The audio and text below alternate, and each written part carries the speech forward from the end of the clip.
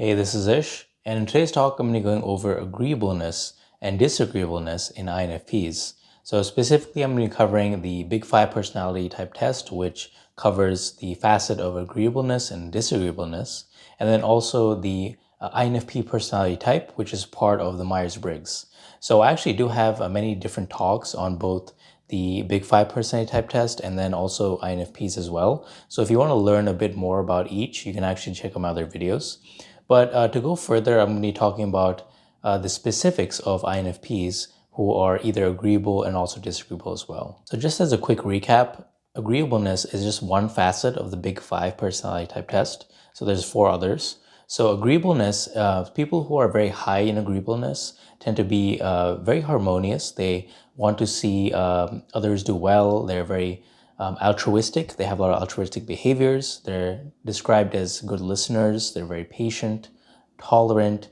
They are also very friendly as well, and they value harmony in social situations. So two famous examples of very agreeable people are Taylor Swift and also Ariana Grande as well. So you might have seen them on interviews where they're just like very upbeat, friendly. They like to engage their interviewers a lot and really get to know them a bit more. And they're very friendly, as I mentioned. And on the flip side, when we have someone who is very low in agreeableness, we can describe them as being disagreeable. So how disagreeable manifests like these traits would be people tend to be a bit more competitive. They're also less trusting and a bit more suspicious off the bat. And they're also very honest and direct in their feedback. So they don't like to sugarcoat anything. Rather, they'll give you whatever's on their mind straight up because they value truth over harmony. So they're always just going to say whatever's on their mind. And they can be accused of being a bit insensitive as well. So if you put two people in a room, like both an agreeable person and a disagreeable person, and a new person just walks in, an agreeable person will tend to accept them just as they are, and they won't really feel suspicious unless they have a reason to. And on the flip side, a disagreeable person will be a bit more guarded off the bat, so they won't trust them all the way until they have reasons to trust them. So it's kind of a unique point and very specific point, but you can see how that works. An example of someone who is very disagreeable is Donald Trump. I think he exemplifies this pretty well because, like I mentioned on people who talk to their interviewers, someone who's agreeable will get to know them a bit more. But Donald Trump always antagonizes his interviewers. He's very competitive, very stoic, very tough, and he isn't really focused on how the other person feels. Rather, he's more focused on his own center. So he's a good example of someone who's very low in agreeableness. Now, when we're looking into INFP personality types, a lot of us tend to categorize INFPs towards the agreeable end of the spectrum. And I think that's kind of true for a lot of them, especially me included. I tend to be a bit more agreeable than disagreeable. However, I've actually met a lot of INFPs that are very disagreeable, and I'm going to be talking to you about both sides, so you can see a bit more. And what you also want to understand is that our cognitive functions, and these are just perspective or lenses through which we interact with the world, are neutral. So that doesn't have an effect on how we actually express it. So what you'll find, this is more of a nuance point. Someone who expresses, an INFP who expresses introverted feeling, which is our dominant function, will look very different when they're coming from a place of agreeableness compared to disagreeableness, right? Because the function itself is pretty cut, right? It's like someone who is looking for their own morals, their own judgments. They're kind of like, kind of like looking inwards, right? But someone who's disagreeable will express it a lot different from someone who's agreeable. So what are some examples of a disagreeable INFP? Well, actually, Louis C.K. is a perfect example. And you'll notice his dominant introverted feeling, like off the bat. He's always, in interviews, he talks about how he feels about different subjects, different things. He has a very strong, moral system. And he'll basically just say whatever is on his mind. He also has extroverted intuition, which is a secondary function. If you watch his comedy, his stand-up comedy, he's always connecting different ideas together. And you can definitely see his inferior extroverted thinking in function because he definitely does not seem like that ambitious, like go-getter type. He kind of seems like a bit more, I would say, lazy in a sense, because he doesn't have that developed extroverted thinking that a lot of INFPs just don't have. So you can definitely see he's definitely an INFP, but he's not very like friendly, like go with the flow, kind of like a lot of agreeable INFPs. But his INFP tendencies come from a disagreeable place. So he'll say whatever is on his mind. He'll just say, what's up, and he's not very friendly in that aspect. But at the same time, he shares a lot of commonalities with INFPs in the sense that his work is connected to other people. So what you'll notice for a lot of INFPs is that since we're idealists, so idealist personalities are the types that have NF in it, so INFP, right? They tend to look for morals, values, and different systems that will help other people out. So he's still people focused, in the field of comedy, he's obviously talking to people every day. So he still, on some level, cares about other people, but the way he expresses that is very different, and that's one very unique factor in that. Now let's look at another example of an INFP, but is on the agreeable spectrum. So someone who's pretty agreeable instead of being very disagreeable, and that's Victoria Pedretti. You might have seen her in the TV show called You. She plays Love.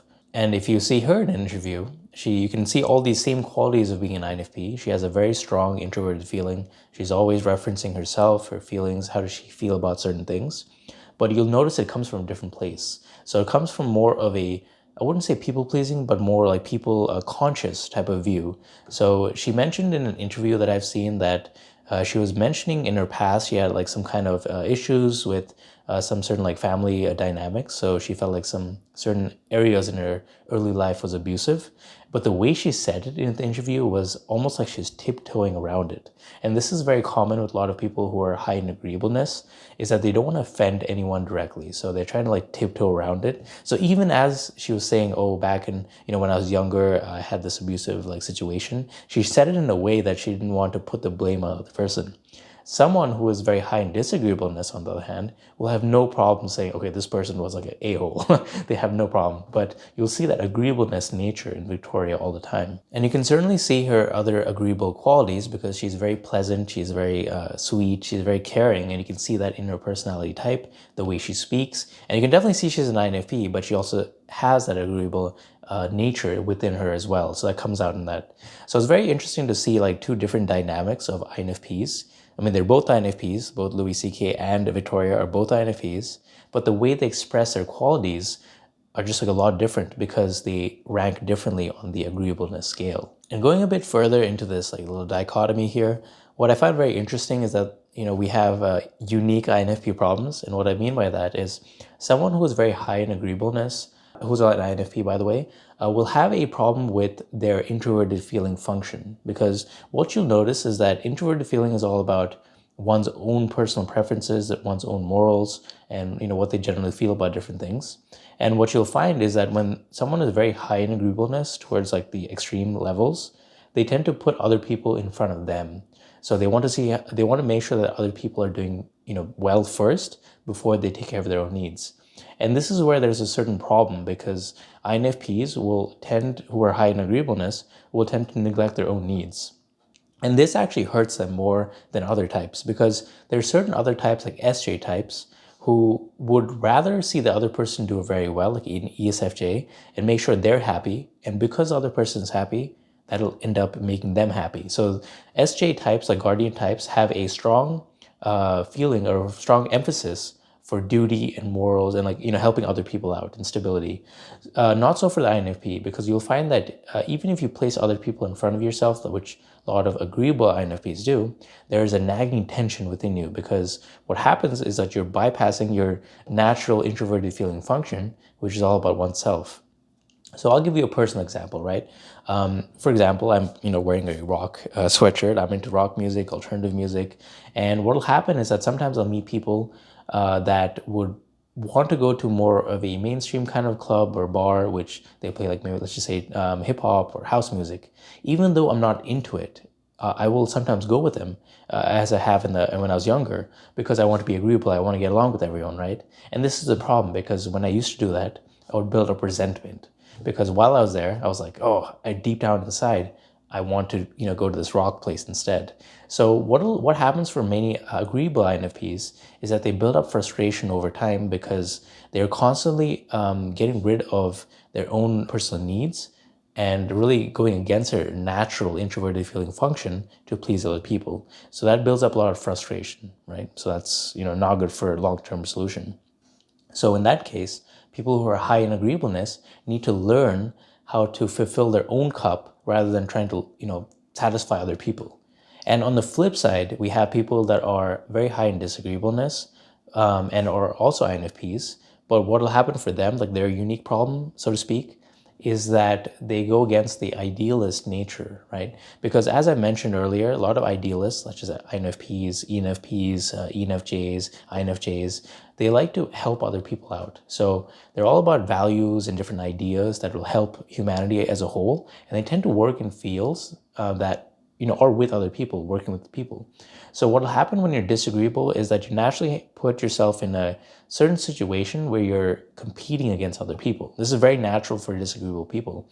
But for INFPs, this kind of hurts a bit because in some level, you're pushing other people away because you don't really care to make harmony. You're more about competition, winning, and that's just natural for disagreeable people. But for INFPs, it might hurt if you're in a people-focused field, because what happens is that you're making enemies, and that's never good for idealist types. Maybe if you were an ISTP or ESTJ, you're like, whatever, that doesn't matter. But for an INFP, that kind of hurts on some level. So this is a bit more of a nuanced topic. So people who are very high in agreeableness will find that they will struggle with the introverted feeling if they're an INFP. And likewise, on the other coin, people who are high in disagreeableness, so low in agreeableness, who are also INFPs, will struggle with getting along with other people because on some level they do want that, but they go against their nature. So that's just two things to keep in mind if you fall on either extreme, either being very agreeable or being very disagreeable as an INFP. So that's just something to keep in mind. So again, this is very interesting to combine knowledge of both topics and all that, because I feel like people who study INFPs and Myers-Briggs will only go down that path, and people who go down the big five path will only go down this.